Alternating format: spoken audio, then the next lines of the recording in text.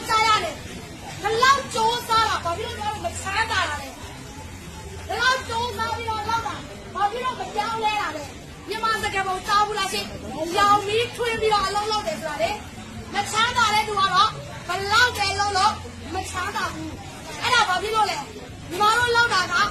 ကိုခံအားခွင့်အားကိုသုံးပြီးတော့မှအလုံးလုံးလို့ရှိညံသုံးပြီးလောက်မယ်ဆိုရင်